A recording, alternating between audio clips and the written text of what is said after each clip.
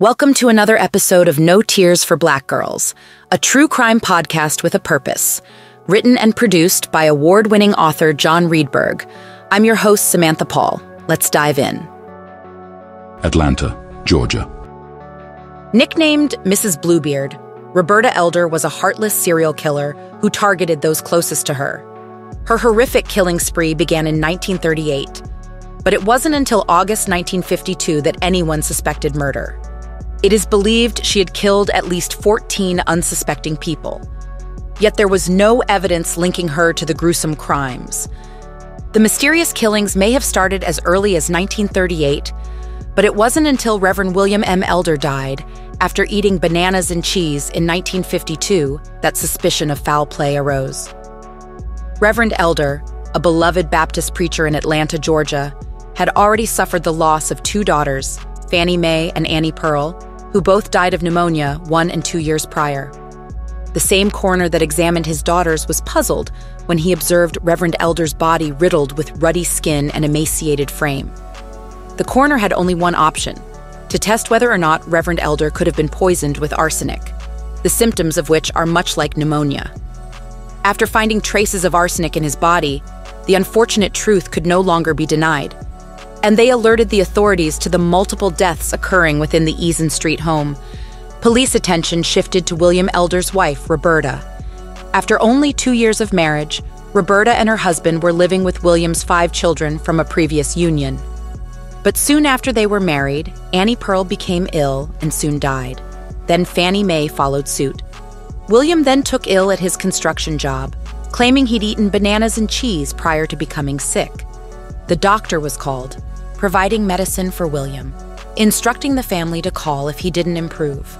They were not able to provide him with assistance until William passed away too, before he could arrive.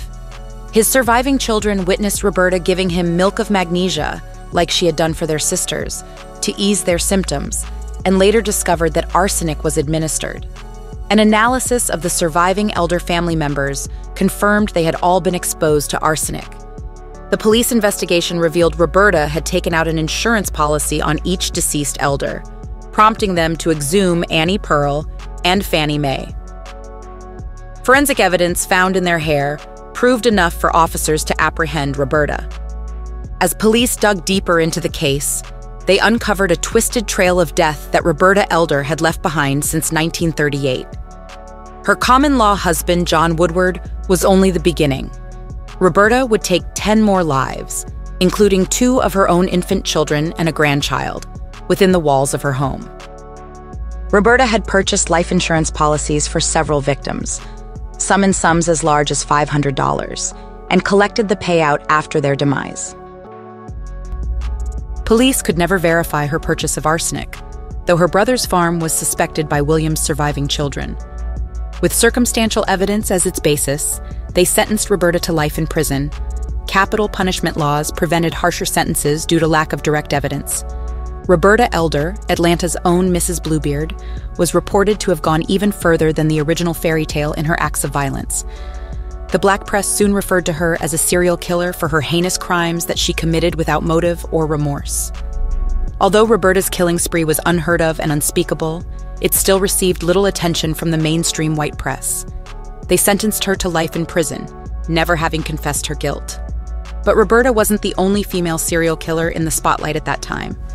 Nanny Doss, known to many as Lady Bluebeard or the Giggling Granny, was accused of taking the lives of 4 out of her 5 husbands, with 11 other family members being among her victims. Her story of violence and depravity made headlines all across the country and remains an ongoing source of fascination among true crime aficionados. Doss's continuing legacy and impact on popular culture, 70 years since her dark deeds, reveal an unsettling trend in the fabric of American history. They given black victims the same attention as their white counterparts. Studies have shown that African American perpetrators are more likely to be presented in the media, while African American victims go unseen. Meanwhile, white victims receive more attention in the media compared to their involvement in crime. Psychologist Scott Bond believes this is because of false assumptions about serial killers and their victims. that Black serial killers don't exist in substantial numbers. This occurs because 9 out of 10 serial killers target people of the same race. Because American society has relegated African Americans to a lower level and made people believe Blacks cause violent crime against whites, African American violent crime victims remain invisible. The media furthers this false assumption by giving time to criminals who attack sympathetic victims, white women in particular. People label this concept as missing white girl syndrome. According to Zach Summers' analysis of this syndrome's accuracy, evidence suggests that gender and race discrimination influence the recognition and coverage given to crime victims, determining both their acknowledgement and the extent of media attention they receive.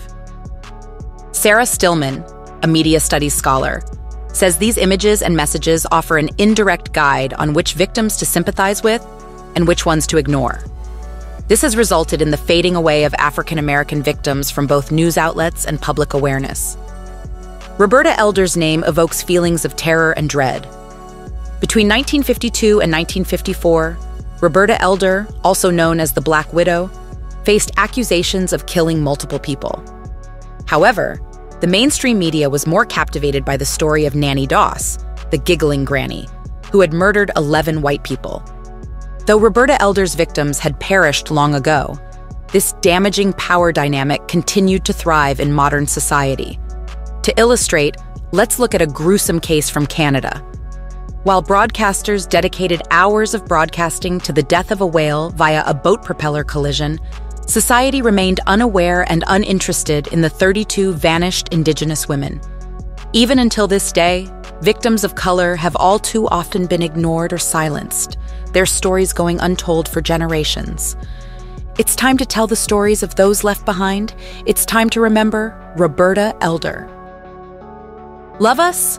Leave us a positive review or rating. Follow No Tears for Black Girls on social media and No Tears for BG on Twitter. Be blessed, be loved, stay safe.